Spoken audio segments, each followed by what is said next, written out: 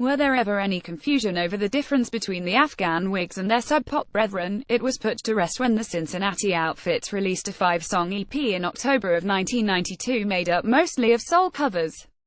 Designed as sort of a goodbye to the label after the band had been scooped up Elektra Records, Uptown Avondale showed not just a deeper set of influences, but a growing musical maturity that carried over to the majors. That is the bridge between the two versions of the Whigs, frontman Greg Dully would say in the 3313 book dedicated to the LP which would follow Uptown Avondale, the twisted masterpiece Gentleman. The grunge explosion had been reverberating all year, with the big labels desperate to sign the next Nirvana or Pearl Jam.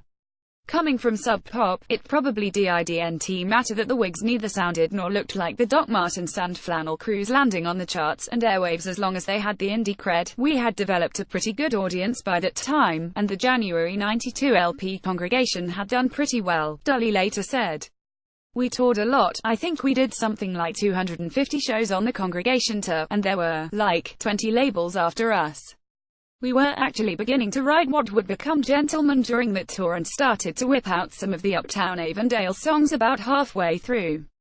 That was probably as road-tested as we ever were, so I think we wanted to try something new and see what would happen. The result was 4 covers from the heyday of the Motown and Stax labels for the music that influenced the Afghan Whigs sound in ways that would become more apparent as they grew with each album. The majority of the songs had their origins in the Dozier Holland and Frazier Owens songwriting and production teams of the 60s, but had been made popular by the marquee acts on those respective labels. Uptown Avondale opens with a tortured version of the Freda Payne hit Band of Gold, a song with a controversial interpretation but one which ends either way in heartbreak following a wedding night gone awry.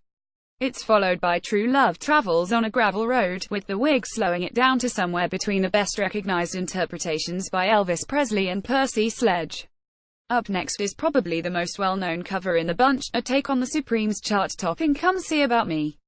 It's a rendition, with a backdrop of dread led by Dully's both suave and menacing mannerism, a complete flip on the original's Come Hither promise of eternal happiness, turning it into one of almost hopeless longing, one of my favorite Supremes songs ever, and one of my favorite covers that we ever did as a band, Dully recalled when the Whigs reunited in 2012. I think that Dozier Holland did Lonely and Heartbreak as well as anyone in 3 minutes or less, and that song has no fat on it. It's just a perfectly written song, lean and mean, and taken to a minor key and adding some distortion. It fit in perfectly with what we were doing and became a song I look forward to playing every night. The final cover on the EP is Beware, an Al Green deep cut the soul legend buried on the second side of his 1973 LP Livin' For You. And while Green's version had an upbeat musical track that belied despondent lines like, "Friends are the reason for so many breakups and breakdowns around town," the Whigs turned it into something much more sinister, with Dully screaming, "Ain't nothing I can do to you to make you love me," by the song's end. To close out Uptown Avondale, the Whigs took the hidden track from Congregation, Miles is Dead, and remixed it with some heavy effects, making it dance floor-ready with John Curley's funk-fueled bass sitting right in the front of the mix. Rechristened Rebirth of the Cool as a wink to the 1957 Miles Davis classic Birth of the Cool, it's an interesting way to leave things sonically, but somehow doesn't seem out of place in the least.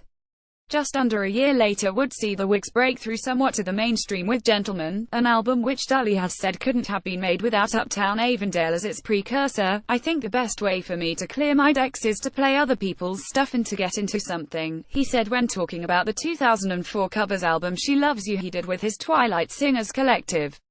Dully would later add, "We were ready to become something."